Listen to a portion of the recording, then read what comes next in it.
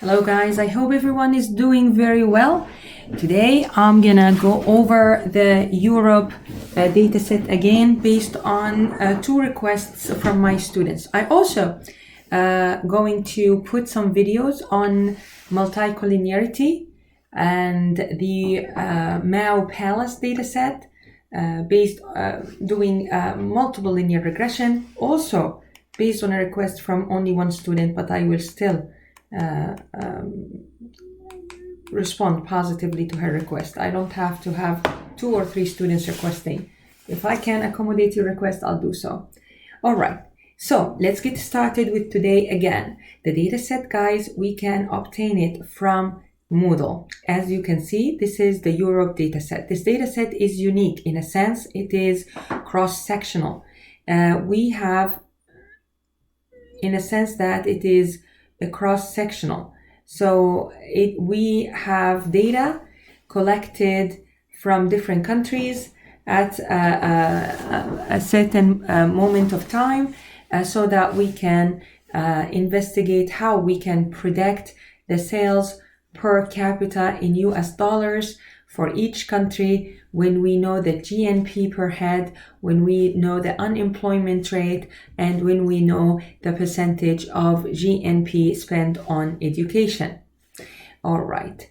First of all, I'm going to have to explain that if you take a look at these two columns together, then you will find out that if you divide the computer sales over the population for each country, you will end up with sales per capita. Capita is a Latin word that means head. So it is sales per person, sales per head. So let's make this experiment for Australia. So I'm going to highlight this for you. And I am going to show you that this is produced.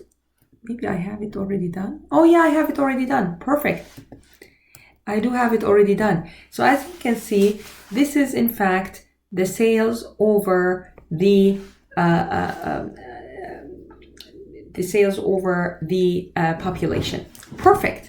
So now this is the Y, and this is X1, and this is X2, and this is X3. So we have 3 independent variables and 1 dependent variable. Now let's set up our regression analysis, and we're going to save it in regression 1. I'm going to delete this for now, and we're going to produce the results and save it in regression 1 sheet. Let's get started. Here's data analysis.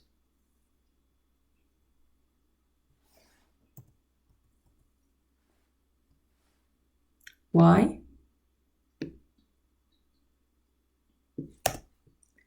Labels. X. And the output, I would like it in a new sheet. Do not forget to check the residuals. And this will be okay. I like to have a space here.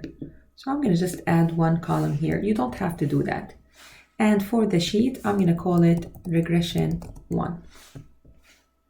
Now, the first thing we need to look into is the adjusted R-square. And this is because we are doing multilinear regression.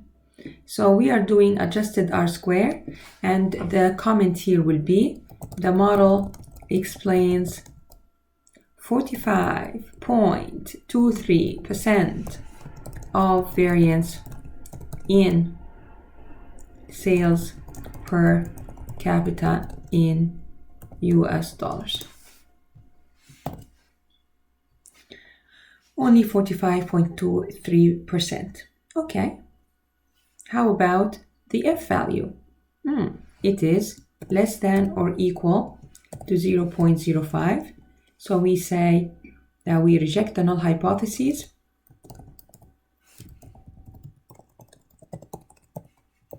Always the null hypothesis is negative. There is no, it is not. So the null hypothesis is negative. Always saying in statistics, always saying there is the variables of this model are not important. But here we say all, thus all variables in the model are important. Okay, let's take a look over here.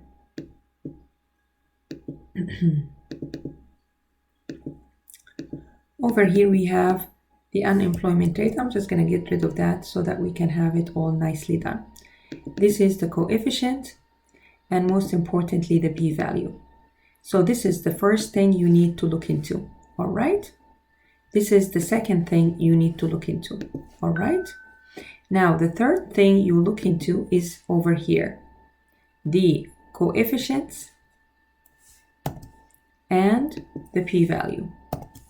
So you know what I'm gonna do? I'm gonna have colors. So this is number 1.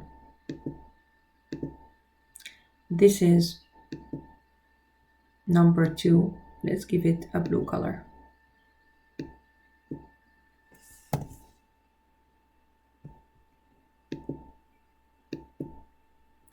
This is number 3.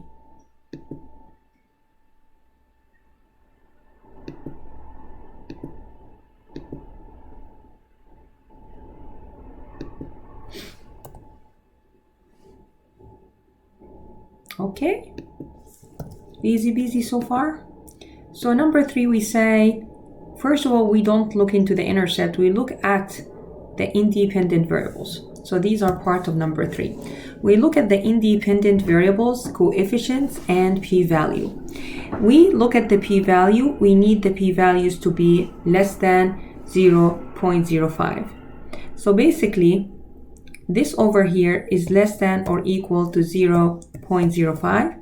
This one is greater than 0.05. This one is greater than 0.05. What does that mean? When the values here, the p-values, when the p-value here, you know what, guys? I'm gonna just make the explanation so clear here. Nobody has any confusion. Over here, this basically means that this is significant. This is insignificant. And this is insignificant, of course. So this is what all this means, all right? So we have 2 insignificant variables. What does that tell you? This tells you the model is collapsed, okay? We have only 1 significant independent variables. Let's explore the presence of outliers. So that will be our decision. All right, next.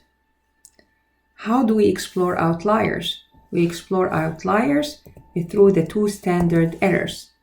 If the residuals in within 2 standard errors, that's good, up to 95%.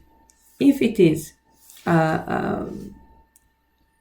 more than 95% of the data, then it is an outlier. Moreover, if the outlier is very distant, this is what we used to say, but if the outlier also is very distant,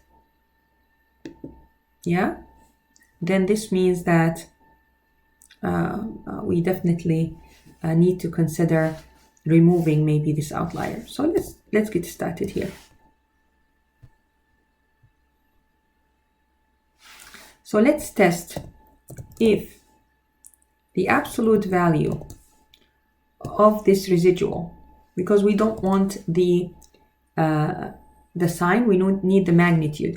If this absolute value of the residual is in within means less than or equal 2 standard errors. 2 standard errors is this cell. It's this cell here, E26. It's less than or equal E26, but E26 needs to be fixed. Then it is good, else it is an outlier. So an outlier is actually a 0. And let's double click here to save. So we have 1 outlier over here. Let's take a look and see equal sum of all these guys over the count of these guys. The count of all the data points, yeah.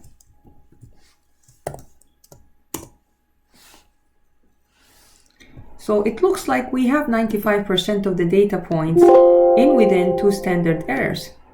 However, that doesn't mean we necessarily neglect the outliers, because we have problems here. We have problems in the significance.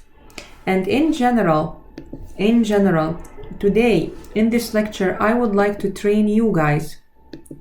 I would like to train you to investigating and looking at the outliers in more sensitivity. Actually, I trained you a little bit before. We looked at the outliers and we've seen how distant away they are from the 2 standard errors. We did that. We did that in the Mao Palace, if you guys remember. We did that in the Mao Palace. But over here, what I really need to do is I'm going to take a look at the outlier and see how many digits, for example, here. Now let me set these for 2 decimal points. Or maybe no decimal points, easier to see. Look, there are only, I think this is a big outlier over here because it is 192 compared to the other values. If I am going to look at the outliers also visually, this is definitely here an outlier. Yeah, there are some outliers, as you can, some residuals here in the negative, that's fine. But the idea is over here we have a very big outlier distant away from all other points. What does that say? That tells us that we probably need to remove this outlier. How do we remove this outlier? We take the whole data set. So let's save this. We take this data set. Oh, sorry. Let's put this over after data. We take this data set as is, right? And you open up here a new file. And basically what you do, you copy that. Pretend that this doesn't exist, yeah? I did it for you, but pretend it doesn't exist. I want to train you how to do it for the quiz. Now, you are going to get rid of Finland, right? Because it is number 6. We need to make sure that we are very careful to find out which outlier it is. So this outlier, in class, we talked about it. It is number 6. Number 6 in the original data set, as you can see here, number 6 is Finland. So when I copied the data set, I need to delete Finland. So you either delete it like that first, and then basically you cut Control X, and then you paste Control V, and here we go. Here's the new data set. And this is exactly the same data set as above. But this data set I renumbered again. Why did I renumber again? So that if there is further outliers that I want to remove, or whatever I want to take a look into, I will be able to refer to this new numbering, because this is the new numbering also that will be produced by the analysis. Now, what's the next step? The next step will be explained in the next video. So this video was about detecting and dealing with outliers. We detected outliers not only through the 95% of the data set lie within 2 standard errors. This is for normality also. But we also say, however, Finland seems to be a troubling outlier since its value is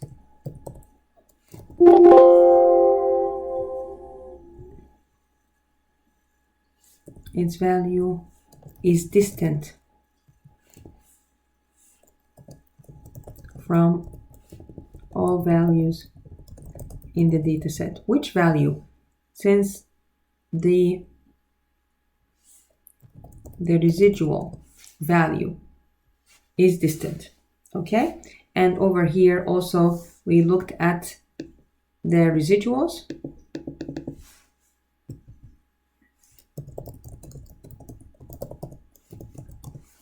and we were able to also see that it is distant, way much distant than other values. And I'll see you in the next video.